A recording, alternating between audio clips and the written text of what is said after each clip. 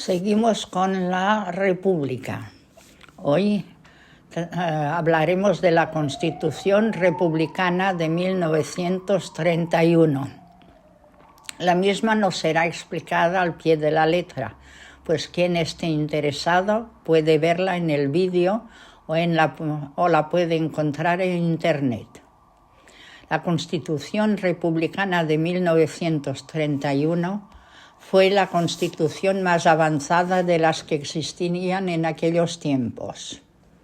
La misma consta del título preliminar, 9 títulos, y estos constan de 121 artículos que se reparten de la siguiente manera. El título preliminar marca las disposiciones generales y se divide en 5 artículos. El primero dice textualmente: España es una república democrática de trabajadores de todas clases, que se organiza en régimen de libertad y de justicia. Los poderes de todos sus órganos emanan del pueblo. La república constituye un Estado integral y compatible con la autonomía de los municipios y de las regiones. La bandera de la República Española es roja, amarilla y morada. Artículo segundo. Los españoles son iguales ante la ley. Artículo tercero. El Estado español no tiene religión oficial. Artículo cuarto. El castellano es el idioma oficial de la República. Todo español tiene la obligación de saberlo y derecho de usarlo, sin perjuicio de los derechos que las leyes del Estado reconozcan en las lenguas de las provincias o regiones. Salvo a lo que se disponga en leyes especiales, a nadie se le podrá exigir el conocimiento ni el uso de ninguna lengua regional. Artículo quinto. La capitalidad de la República se fija en Madrid. Artículo sexto. España renuncia a la guerra como instrumento de política nacional. Y artículo séptimo. El Estado español acatará las normas universales del derecho internacional, incorporándolas a su derecho positivo. Pasamos a los títulos. Título primero, Organización Nacional. Artículo 8. El Estado español, dentro de los límites irreductibles de su territorio actual, estará integrado por municipios mancomunados en provincias y por las regiones que se constituyan en regímenes de autonomía. Los territorios de soberanía del norte de África se organizarán en regímenes autónomos en relación directa con el poder central. Del artículo 9 hasta el artículo 13 van desgranando cómo serán elegidos tanto los ayuntamientos como los alcaldes, cómo se constituirán las provincias y el funcionamiento de las mismas. Artículo 14. Son de exclusiva competencia del Estado español la legislación y la ejecución directa en las materias siguientes y lo que se derive de ellos. 1. Lo que hace referencia a la nacionalidad. 2. Relación entre las iglesias y el Estado y régimen de cultos. 3. Representación diplomática y consular y en general la del Estado en el exterior. 4. Defensa de la seguridad pública. 5. Pesca marítima. 6. Deuda del Estado. 7. Ejército, Marina de Guerra y Defensa Nacional. 8. Régimen arancelario, tratados de comercio, aduanas. 9. Abanderamiento de buques mercantes. 10. Régimen de extradición. 11. Jurisdicción del Tribunal Supremo. 12. Sistema monetario, ordenación general bancaria. 13. Régimen general de comunicaciones, líneas aéreas, correos, telégrafos, cables submarinos y radiocomunicación. 14º, aprovechamiento hidráulicos e instalaciones eléctricas. 15º, defensa sanitaria en cuanto afecta a intereses extrarregionales. 16º, policía de fronteras, inmigración, emigración y extranjería. 17º, Hacienda General del Estado. 18º, fiscalización de la producción y el comercio de armas. Artículo 15. Corresponde al Estado español la legislación y podrá corresponder a las regiones autonómicas la ejecución, en la medida de su capacidad política, a juicio de las Cortes, y hace un relato de todas las materias que pueden depender de las regiones autónomas. Título segundo. Nacionalidad. Artículo 23. Son españoles. Este artículo tiene 5 puntos y especifican quiénes son los que pueden tener la nacionalidad española. Capítulo 1. Garantía individual y política. Artículo 25.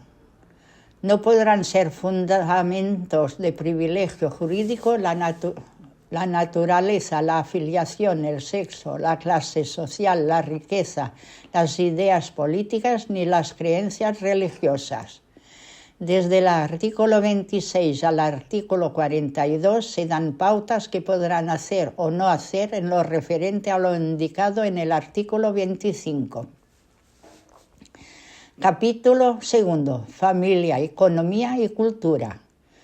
El artículo 43 dice: la familia está bajo la salvaguardia especial del Estado.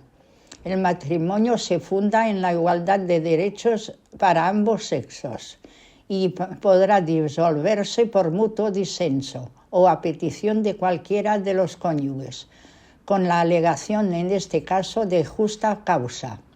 Los padres están obligados a alimentar, asistir, educar e instruir a sus hijos. El Estado velará por el cumplimiento de estos deberes y se obligará subsidiariamente a su ejecución. Los padres tienen para con los hijos habidos fuera del matrimonio los mismos deberes que respecto a los nacidos en él. Las leyes civiles regularán la investigación de la paternidad. No podrá consignarse declaración alguna sobre la legitimidad o ilegitimidad de los nacimientos, ni sobre el estado civil de los padres, en las actas de inscripción ni en afiliación alguna. El Estado prestará asistencia a los enfermos y ancianos y protección a la maternidad y a la infancia, haciendo suya la Declaración de Ginebra o Tabla de los Derechos del Niño. Artículo 44. Toda la riqueza del país, sea quien fuera su dueño, está subordinada a los intereses de la economía nacional y afecta el sostenimiento de las cargas públicas, con arreglo a la Constitución y a las leyes. La propiedad de toda clase de bienes podrá ser objeto de expropiación forzosa por causa de utilidad social mediante adecuada indemnización, a menos que disponga otra cosa una ley aprobada por los votos de la mayoría absoluta de las Cortes. Con los mismos requisitos, la propiedad podrá ser socializada. Los servicios públicos y las explotaciones que afecten al interés común pueden ser nacionalizados en los casos en que la necesidad social así lo exija. El Estado podrá intervenir por ley la explotación y coordinación de industrias y empresas cuando así lo exijan la racionalización de la producción y los intereses de la economía nacional. En ningún caso se impondrá la pena de confiscación de bienes. Artículo 45. toda la riqueza artística e histórica del país, sea quien fuera su dueño, constituye tesoro cultural de la nación y estará bajo la salvaguardia del Estado, que podrá prohibir su exportación e enajenación y decreta la expropiación legal que estimare oportuna para su defensa. Artículo 46. El trabajo en sus diversas formas es una obligación social y gozará de la protección de las leyes de la República. La República asegurará a todo trabajador las condiciones necesarias de una existencia digna y su legislación social regulará. 1. Los casos de seguro de enfermedad, accidente, paro forzoso, vejez, invalidez y muerte. 2. El trabajo de las mujeres y de los jóvenes, especialmente la protección de la maternidad. 3. La jornada de trabajo y el salario mínimo y familiar. 4. Las vacaciones anuales remuneradas. 5. Las condiciones del obrero español en el extranjero. 6. Las instituciones de cooperación. 7. La relación económico-jurídica de los factores que integran la producción. 8. La participación de los obreros en la dirección y administración y los beneficios de las empresas. Y 9. Todo cuando afecte a la defensa de los trabajadores. Artículo 47.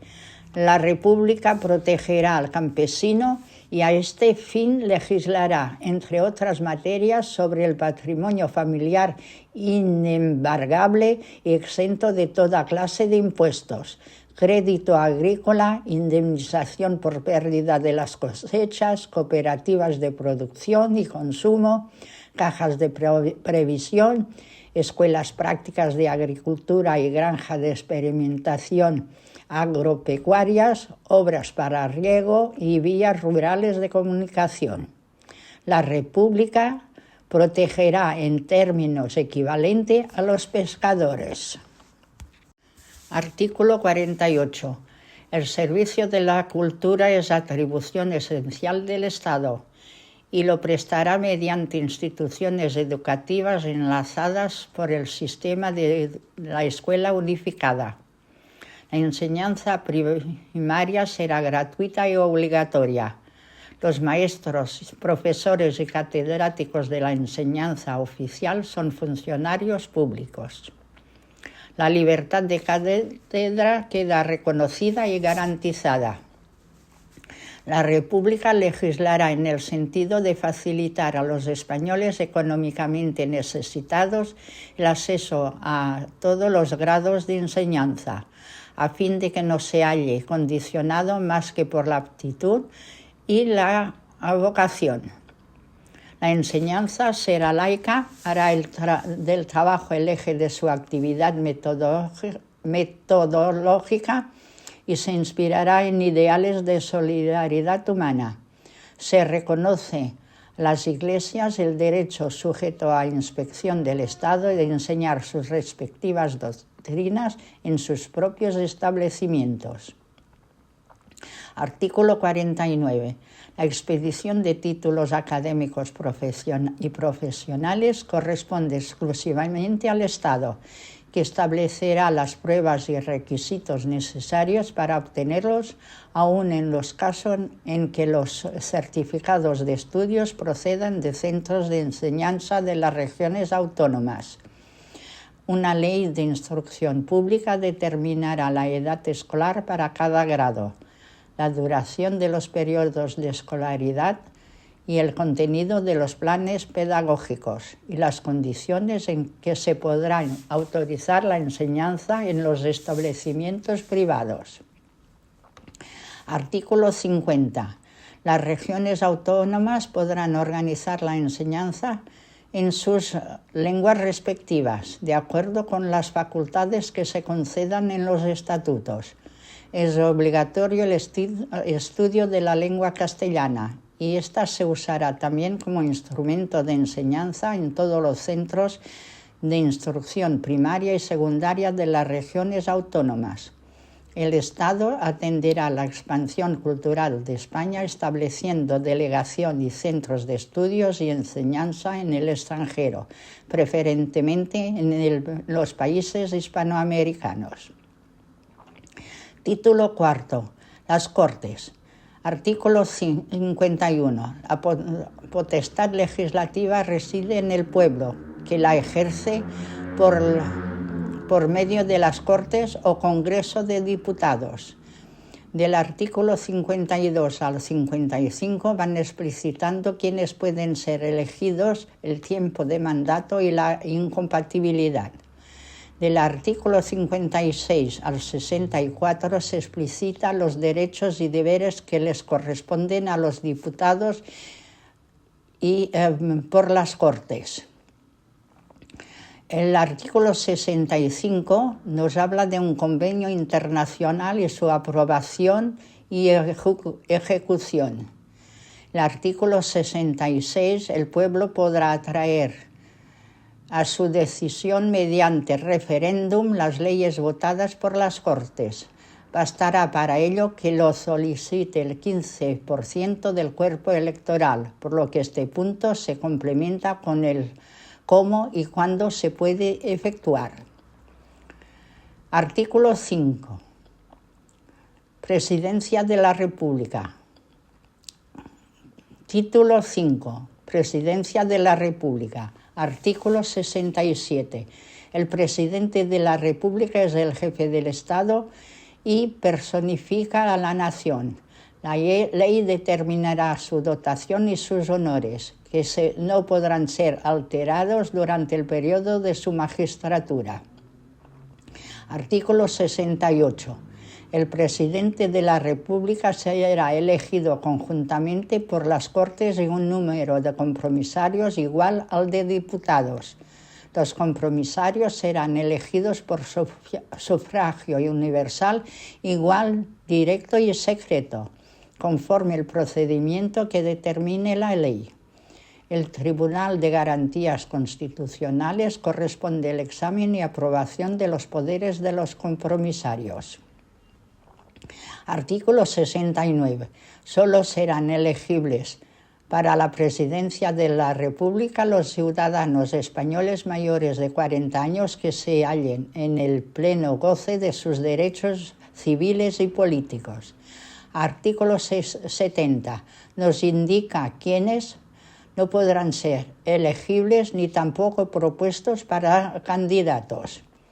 En el artículo 71, el mandato del presidente de la República durará 6 años, no podrá ser reelegido hasta transcurridos 6 años del término de su anterior mandato. Del artículo 72 al artículo 84 explican todos los deberes y obligaciones del presidente de la República. Artículo 85. El presidente de la República es criminalmente responsable de la infracción delictiva de sus obligaciones constitucionales. El Congreso, por acuerdo de las 3/5 partes de la totalidad de sus miembros, decidirá si procede a acusar al presidente de la República ante el Tribunal de Garantías Constitucionales. En caso afirmativo, el presidente quedará desde luego destituido, procediéndose a nueva elección, y la causa seguirá sus trámites. Si la acusación no fuese admitida, el Congreso quedará disuelto y se procederá a nueva convocatoria. Una ley de carácter constitucional determinará el procedimiento para exigir la responsabilidad criminal del presidente de la República. Título 6. Gobierno. El presidente del Consejo y los ministros constituyen el Gobierno. Desde el artículo 87 al artículo 92 se desarrollan los deberes y obligaciones que tienen el presidente del Consejo y los ministros para el cumplimiento de sus cargos. El artículo 93, una ley especial regulará la creación y el funcionamiento de los órganos asesores y de ordenación económica de la Administración del Gobierno y las Cortes. Título séptimo, Justicia. Artículo 94. La justicia se administra en nombre del Estado. La República asegurará a los litigantes económicamente necesitados la gratuidad de la justicia. Los jueces son independientes en su función. Solo están sometidos a la ley. Del artículo 95 hasta el artículo 102 explicitan desde el nombramiento del presidente del Tribunal Supremo, jueces, magistrados, sus deberes y obligaciones, y también los pros y los contras de sus obligaciones. El artículo 103, el pueblo participará en la administración de la justicia mediante la institución del jurado, cuya organización y funcionamiento serán objeto de una ley especial. Artículo 104. El ministro fiscal velará por el exacto cumplimiento de las leyes y por el interés social. Constituirá un solo cuerpo y tendrá las mismas garantías de independencia de la Administración de Justicia. Artículo 105. La ley organizará tribunales de urgencias para hacer efectivo el derecho de amparo de las garantías individuales. Artículo 106. Todo español tiene derecho a ser indemnizado de los perjuicios que se le inroguen por error judicial o delito de los funcionarios judiciales en el ejercicio de sus cargos, conforme determinen las leyes. El Estado será subsidiariamente responsable de las indemnizaciones. Título octavo. Hacienda Pública. Del artículo 107 al 119 desenvolupan los puntos correspondientes a todo lo que hace referencia a la hacienda pública. Artículo 120. El Tribunal de Cuentas de la República es el órgano fiscalizador de la gestión económica, dependerá directamente de las Cortes y ejercerá sus funciones por delegación de ellas, en el conocimiento y aprobación final de las cuentas del Estado. Título noveno. Garantías y reformas de la Constitución. El artículo 121 se establece con jurisdicción en todo el territorio de la República un Tribunal de Garantías Constitucionales que tendrá competencia para conocer de a. El recurso inconstitucional de las leyes. B. El recurso de amparo de garantías individuales cuando hubiere sido ineficaz la reclamación ante otras autoridades. C. Los conflictos de competencia legislativa y cuantos surjan entre el Estado y las regiones autonómicas y los de estas entre sí. D. El examen y aprobación de los poderes de los compromisarios que, juntamente con las Cortes, eligen al presidente de la República. E. La responsabilidad criminal del jefe del Estado, del presidente del Consejo y de los ministros. F. La responsabilidad criminal del presidente, los magistrados del Tribunal Supremo y del fiscal de la República. Artículo 122. Este artículo nos relata quiénes serán los que compondrán este tribunal. Artículo 123. Son competentes para acudir ante el Tribunal de Garantías Constitucionales 1. El Ministerio Fiscal. 2. Los jueces y tribunales en el caso del artículo 100. 3. El Gobierno de la República. 4. Las regiones españolas. 5. Toda persona individual o colectiva, aunque no hubiese sido directamente agraviada. Artículo 124. Una ley orgánica especial votada por estas Cortes establecerá la inmunidad y prerrogativas de los miembros del Tribunal y la extensión y efectos de los recursos a que se refiere el artículo 121. Artículo 125. La Constitución podrá ser reformada: a propuesta del Gobierno, b, a propuesta de la cuarta parte de los miembros del Parlamento. También explicita la forma y el cómo se llevará a cabo la reforma. Acordada la reforma, quedará automáticamente disuelto el Congreso y será convocada nuevas elecciones para dentro del término de 60 días.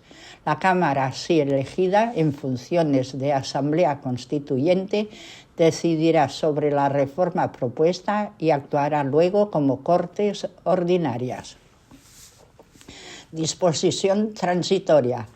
Las actuales Cortes Constituyentes elegirán en votación secreta el primer presidente de la República. Para su proclamación deberá obtener la mayoría absoluta de votos de los diputados en el ejercicio del cargo. Si ninguno de los candidatos obtuviese la mayoría absoluta de los votos, se procederá a una nueva votación y será proclamado el que reúna mayor número de sufragios. 2.